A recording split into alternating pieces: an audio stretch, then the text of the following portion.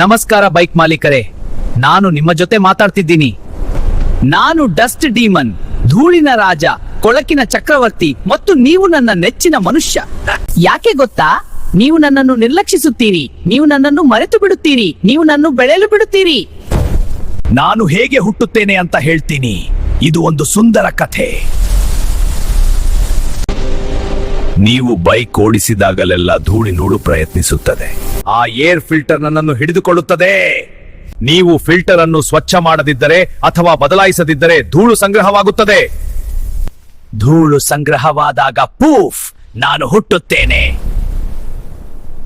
ನಾನು ಇಲ್ಲಿಗೆ ಬಂದ ಮೇಲೆ ನಿಜವಾದ ಮೋಜು ಶುರುವಾಗುತ್ತೆ. ನಾನು ಗಾಳಿಯ ಹರಿವನ್ನು ನಿಲ್ಲಿಸುತ್ತೇನೆ. ನಿಮ್ಮ ಎಂಜಿನ್ ನೆಲದ ಮೇಲಿನ ಗಾಳಿಗಾಗಿ ಪರದಾಡುತ್ತದೆ. ಆಮೇಲೆ ನಿಮ್ಮ ಎಂಜಿನ್ ಕಷ್ಟಪಟ್ಟು ಕೆಲಸ ಮಾಡಬೇಕಾಗುತ್ತದೆ. ನೋಡಿ ನನ್ನ ಮಾಸ್ಟರ್ ಪೀಸ್. ಈ ಬಡ ಎಂಜಿನ್ ಉಸಿರುಗಟ್ಟಿ ಸಾಯ್ತಿದೆ. ಇದೆಲ್ಲ ನೀವು ನನ್ನನ್ನು ಮರೆತಿದ್ದರಿಂದ. ನಿಮ್ಮ ಮೈಲೇಜ್ ಕಡಿಮೆ, ನಿಮ್ಮ ಪರ್ಫಾರ್ಮೆನ್ಸ್ ಕಡಿಮೆ, ನಿಮ್ಮ ಎಂಜಿನ್ ಆಯಸ್ಸು ಹೋಯ್ತು. ಆದ್ರೆ ನಿಮ್ಮ ಮತ್ತು ನನ್ನ ನಡುವೆ ಒಂದು ಸೀಕ್ರೆಟ್ ಇದೆ.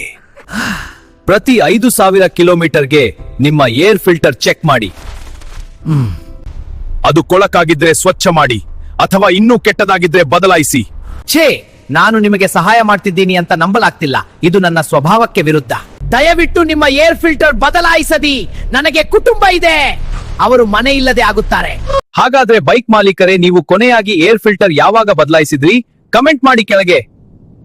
ನೀವು ಕಳೆದ ವರ್ಷ ಬದಲಾಯಿಸಿದ್ದೀರಿ ಅಂದ್ರೆ ನಾನು ನಿಮ್ಮ ಬಳಿ ಶೀಘ್ರದಲ್ಲೇ ಬರ್ತೀನಿ.